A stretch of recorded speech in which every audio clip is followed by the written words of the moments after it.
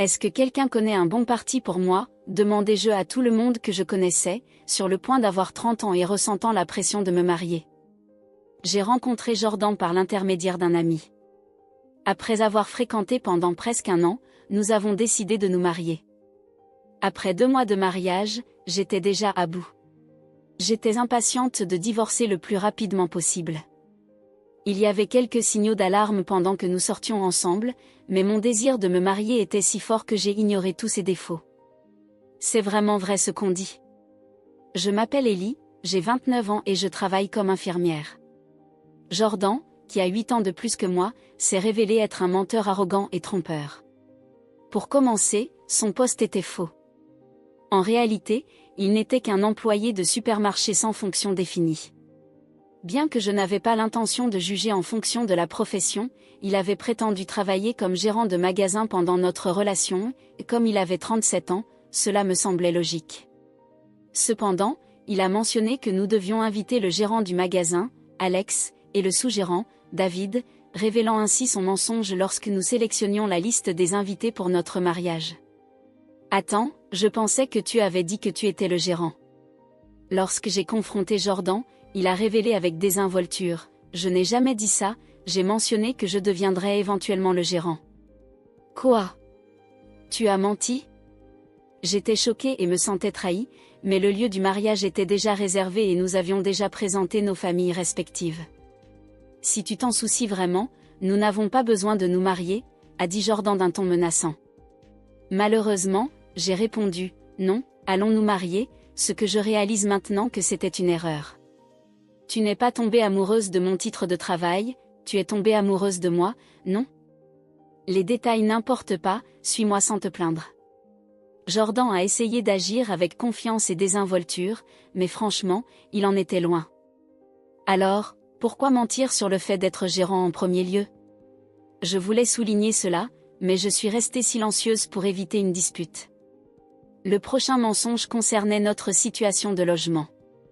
Ce mensonge nous a conduits à vivre chez ses parents. Jordan et moi vivions chacun chez nos parents avant le mariage, mais j'avais suggéré, construisons une maison à mi-chemin entre les maisons de nos parents lorsque nous nous marierons. J'ai toujours rêvé d'avoir une maison indépendante. En grandissant dans une maison louée et délabrée, je savais que je voulais avoir mon propre endroit une fois mariée. J'économisais diligemment pour cet objectif. Jordan a accepté sans hésiter, alors visiter des expositions immobilières et des agents immobiliers est devenu une partie régulière de nos sorties. Le moment est venu d'examiner nos options, devrions-nous choisir l'endroit que nous avons vu la semaine dernière? Être près d'une école primaire serait bien. Quand j'ai posé la question, Jordan a commencé, ma sœur dit qu'elle ne veut pas vivre près d'une école primaire parce que c'est bruyant. Elle préfère être près d'une supérette et ma mère veut être près d'un hôpital. Mon père ne se soucie pas de l'endroit où nous vivons, tant qu'il y a de la place pour exposer ses puzzles. Pourquoi les préférences de ta sœur, de ta mère et de ton père entrent-elles en ligne de compte? J'étais choquée car je pensais que ce serait juste nous deux. Quoi? Tu le savais, non? Je suis l'aînée. C'est évident que nous allons construire un nouveau duplex pour que la famille vive ensemble. C'était complètement nouveau pour moi. J'avais toujours discuté avec Jordan du fait que ce serait juste nous deux et je pensais qu'il était d'accord. Si c'est le cas, je suis l'aînée et ma mère est seule à la maison. Ta famille a les 2 parents, souviens-toi. Tu es une femme et je suis un homme, c'est différent. De plus, ta mère est d'accord avec le fait que sa fille se marie, non? C'est vrai, mais on ne m'en a jamais parlé. En tant qu'enfant unique, j'étais inquiète pour ma mère vivant seule et j'avais initialement envisagé de me marier avec quelqu'un qui se joindrait à notre famille. Mais trouver un homme qui remplissait ces critères s'est avéré difficile. Après que ma mère m'a dit « je vais bien, alors mets ton bonheur en premier », j'ai commencé à sortir avec Jordan. Je ne l'ai pas mentionné, mais tu sais que ma sœur ne travaille pas et que mes parents vivent de leur pension. En tant que famille du fils aîné, c'est notre devoir de les soutenir. Attends une minute, ne m'inclus pas là-dedans. Je pourrais accepter de vivre avec mes beaux-parents, mais que sa sœur vive avec nous aussi, c'est quelque chose que je ne peux pas accepter. Bien qu'elle soit oisive depuis le lycée, sa sœur ne souffre d'aucune maladie, elle est parfaitement en bonne santé. Elle dit qu'elle ne veut pas travailler parce qu'elle préfère profiter de la vie. Sa mère partageait des traits similaires à ceux de sa sœur et son père, bien que silencieux, ne faisait que regarder la télévision et travailler sur ses puzzles toute la journée sans faire aucun travail domestique. 1. Tu es la femme du fils aîné, tu es en train de dire que tu n'as pas l'intention de soutenir la famille? Je suis restée sans voix. Cet homme était-il sérieux? Alors il devrait les soutenir avec ses propres moyens. Mon rêve d'une nouvelle maison indépendante s'effondrait rapidement. Jordan est resté ferme, je ne vais pas céder. Si ça ne te plaît pas, nous pouvons divorcer. Alors, pour le moment, je vais vivre avec ta famille. Je crois que c'était la meilleure décision que je pouvais prendre dans les circonstances. J'ai reporté l'idée de construire notre propre maison. Je ne voulais pas gaspiller les économies que j'avais accumulées pendant mes années de célibat pour notre maison de rêve. Ainsi, après m'être mariée, j'ai fini par vivre avec la famille de Jordan. Comme Jordan travaillait au supermarché et que j'étais infirmière, nous travaillions tous les deux par roulement. J'avais aussi des gardes de nuit juste après mon déménagement. J'ai été réveillée par ma belle-mère qui arrachait ma couverture après un quart de nuit, en disant qu'il est inacceptable pour une belle fille de dormir jusqu'à midi. Je viens de rentrer il y a peu de temps et j'ai un autre quart de nuit demain. Arrête de te plaindre et fais un peu de ménage. Prépare le déjeuner pour nous. Que fais-tu? J'ai poussé silencieusement ma belle-mère hors de la chambre. Ce n'était pas une plaisanterie, j'avais besoin de dormir. Ellie, pour qui te prends-tu? Je pouvais entendre ma belle-mère encore se plaindre dans le couloir, mais je l'ai ignorée. J'ai verrouillé la porte, mis des bouchons d'oreilles, me suis couverte avec la couverture et suis retournée dormir. Je me suis réveillée vers 15 heures et j'ai commencé à faire le ménage. C'était absurde. À part moi, il y a 3 autres adultes en bonne santé, mais pourquoi suis-je la seule à devoir faire le ménage et travailler? Puis mon mari est rentré à la maison. Et, Ellie, j'ai entendu dire que tu étais à la maison et que tu n'as pas préparé le déjeuner pour ma mère. Eh bien, j'étais fatiguée. De plus, quand je ne suis pas là, vous vous débrouillez seul, alors pourquoi ne pouvez-vous pas faire de même quand je dors? Jordan m'a réprimandé tandis que ses parents et sa sœur souriaient sarcastiquement derrière lui. Et toi? Tu ne devrais pas travailler jusqu'à ce soir? Je suis sortie plus tôt parce que ma sœur a appelé à propos d'une urgence familiale.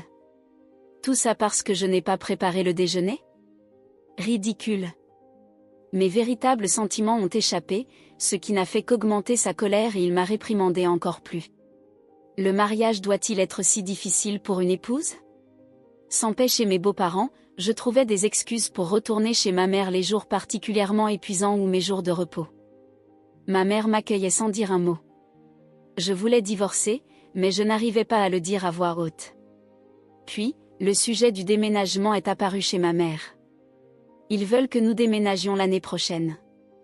La maison louée où ma mère vivait avait des fuites importantes, et le propriétaire a décidé qu'il serait préférable de la démolir plutôt que de faire de grosses réparations. Fille, nous avons besoin d'un appartement qui accepte les animaux de compagnie. Après la mort de mon père, ma mère a commencé à faire du bénévolat pour accueillir temporairement des chats abandonnés ou perdus. Bien que nous vivions dans une maison louée, c'était une vieille maison de presque 50 ans, et le propriétaire était compréhensif. Alors, je vais t'aider à chercher aussi, lui ai-je dit. C'était une excellente excuse pour remplir mon temps les jours de repos. J'aiderais ma mère et j'adorais chercher des propriétés, c'était comme faire d'une pierre 3 coups. En visitant plusieurs agences immobilières, ma mère a murmuré, une maison familiale isolée n'est qu'un rêve lointain. Attends une minute, cela m'est soudainement venu à l'esprit, un divorce réglerait tout. Une maison est un investissement pour la vie entière et je veux vivre avec quelqu'un avec qui je veux vraiment être. C'était une entreprise de construction que nous avons trouvée par hasard, mais le panneau avait une image de chat et une banderole à l'entrée disait « Maison pour les amoureux des chats ». Nous n'avons pas pu résister à l'envie d'entrer. L'agent, Jordana, une femme très sympathique, nous a expliqué avec enthousiasme leurs offres, y compris une cage extérieure pour chats. Je pensais que les chats étaient strictement des animaux de compagnie d'intérieur, mais j'ai découvert qu'ils offraient des solariums pour les chats qui aiment prendre le soleil et de grandes cages qui permettent aux chats de sortir en toute sécurité par une porte spéciale. Nous avons écouté attentivement et sommes repartis avec une pile de brochures. En sortant de la boutique, j'ai déclaré, je vais divorcer et vivre avec toi, maman. Cela est sorti de nulle part. Ma mère était surprise, mais n'a rien dit de plus. Je ne peux pas imaginer que Jordan, ses parents ou sa sœur changent pour le mieux, et les mauvais traitements vont probablement empirer. Je n'ai plus l'intention de simplement tout accepter. Quand je suis rentrée à la maison, il faisait déjà nuit. J'ai commencé à préparer le dîner à la hâte. J'ai mis les brochures dans un sac et les ai laissées sur le canapé pour les regarder plus tard. Le linge que j'avais lavé le matin était encore là et la table de la cuisine était pleine des restes de pizza surgelée et des fourchettes que mes beaux-parents et ma belle-sœur avaient utilisées pour le déjeuner. Tu es l'épouse, combien de temps comptes-tu rester sans rien faire? Je meurs de faim. Excuse-moi, mais ta sœur aurait pu faire quelque chose, tu sais. Quoi? C'est ridicule, a-t-il grommelé. Ma belle-sœur était visiblement contrariée, mais j'ai décidé de ne pas laisser cela m'irriter. Bientôt, nous serions des étrangers de toute façon. Plus tard dans la soirée, mon mari m'a réprimandé, et il n'y a que $700 sur le compte pour les dépenses de ce mois-ci. J'ai menti, oh, désolé, il y a eu un problème administratif au travail, donc mon salaire sera retardé. Très bien, alors assure-toi de le déposer dès que tu le reçois ou ce sera le divorce pour nous. D'accord, ai-je répondu. Le mois dernier, lorsque nous avons commencé à vivre ensemble, nous avons discuté de la manière de gérer les dépenses domestiques. Jordan a insisté pour que je contribue avec presque tout mon salaire de $2500, tandis qu'il ne mettrait que $700, prévoyant de garder le reste comme argent de poche. Mais je ne pouvais pas accepter cela. J'ai insisté pour des contributions égales, par divers moyens, je n'ai déposé que $700 au cours des 2 derniers mois. La vie a continué à peu près de la même manière pendant un certain temps. J'ai consulté un avocat, préparé le divorce, organisé mes affaires et je suis restée occupée avec le travail et l'organisation de la maison de mes parents. Jordan, qui a généralement des jours de congé différents, a récemment commencé à sortir plus souvent avec ses parents et parfois même avec sa sœur. J'ai trouvé cela étrange, mais pratique pour moi. Puis, un jour, Jordan a dit, j'ai acheté un nouveau duplex. Nous allons signer l'hypothèque lundi prochain. Juste pour que tu saches, si tu t'y opposes, nous divorçons. Il m'a même montré les papiers de divorce de manière très attentionnée. Une maison? Que veux-tu dire? Tu as apporté ces brochures immobilières, non? Je suis allée avec une autre entreprise de construction, mais c'est toujours basé sur ce que tu voulais, donc tu devras utiliser toutes tes économies. En effet, j'avais parlé d'économiser pour une maison lorsque nous regardions des propriétés. Puis-je voir ces papiers de divorce, s'il te plaît, ai-je demandé. Mon esprit était vide de choc, mais c'était vraiment une opportunité. J'ai baissé la tête timidement et j'ai pris les papiers de divorce. En les feuilletant, j'ai vu qu'ils étaient déjà remplis. J'ai dû me retenir de ne pas rire. Jordan ne savait pas que je me préparais au divorce, donc il pensait que me menacer fonctionnerait. Craindre le divorce était du passé, maintenant, j'avais hâte de divorcer. J'ai immédiatement rempli les papiers de divorce et les ai envoyés le lendemain matin. Comme je n'avais pas apporté de gros objets, comme des meubles, avec moi et que je déplaçais progressivement mes affaires, j'ai réussi à partir sans trop de difficultés. Je suis partie sans problème majeur et suis allée directement chez ma mère. Bien que Jordan ait continué à m'appeler et à m'envoyer des emails cette nuit-là, je les ai tous ignorés. Quelques jours plus tard, mon ex-mari est apparu chez mes parents. Il avait amené ses parents et sa sœur, tous furieux. Et, qu'est-ce que ça signifie? Pourquoi n'es-tu pas rentré à la maison? J'ai simplement répondu, j'ai demandé le divorce, tu te souviens? Ne plaisante pas avec moi, j'ai même construit une maison pour nous. Eh bien, tu as construit cette maison sans me consulter et tu m'as menacé de divorce si je m'y opposais. C'était ta décision, lui ai-je rappelé. Peut-être parce que nous étions chez ma belle-mère était exceptionnellement silencieuse et a tenté de prétendre que Jordan devait plaisanter. Remplir les papiers de divorce comme une plaisanterie n'est pas drôle.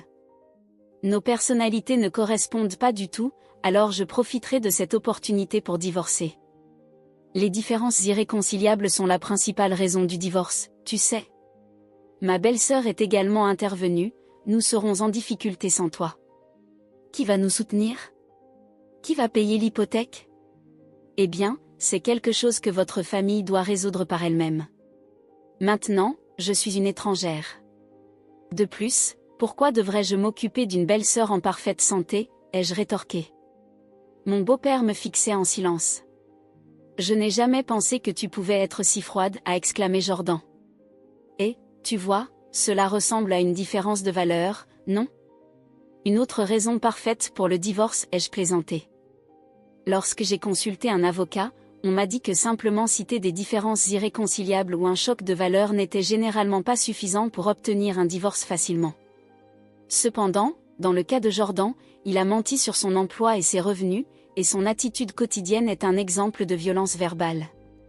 Il a tenté de me forcer à couvrir toutes les dépenses domestiques, en plus, il a acheté un duplex de son propre chef puis m'a menacé avec un formulaire de divorce rempli.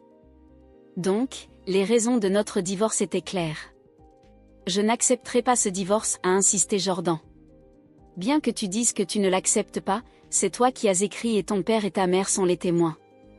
J'ai montré l'écran de mon téléphone. C'était une bonne idée de prendre une photo avant de l'envoyer à l'avocat. À ce moment-là, ma mère est apparue, filmant tout avec son téléphone. Que penses-tu faire à ma fille? J'ai appelé la police. J'ai tout enregistré. Je peux rendre cela public si tu veux. Bien que ma mère ne m'ait rien dit, elle était manifestement furieuse.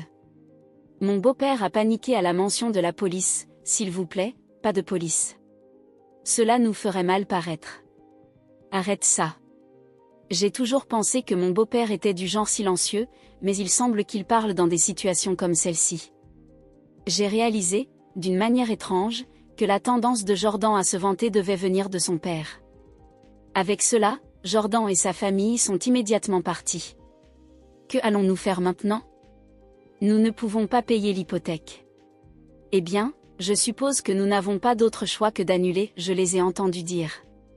Mais je savais que des frais d'annulation s'appliqueraient s'ils étaient déjà sous contrat, et avec le revenu de Jordan seul, il était impossible de payer la maison. Bien fait pour eux. Plus tard, peut-être préoccupés par leur image publique, ils m'ont payé un accord sans problème. Et quelques mois plus tard, ma mère et moi avons emménagé dans notre maison de rêve, une maison neuve et indépendante construite par 4 Years Construction, adaptée pour que les chats sauvés puissent vivre confortablement. L'entreprise de construction, consciente des activités de sauvetage de ma mère, a construit la maison parfaite pour nous à un prix nettement inférieur à celui du marché. Ma mère et moi étions ravis. Bien que j'aie peut-être commis une grosse erreur en me mariant rapidement, je n'aurais peut-être jamais pensé à construire cette maison si je ne m'étais pas mariée. Je ne pouvais m'empêcher de penser que tout allait bien quand je voyais les chats dormir heureux et prendre le soleil.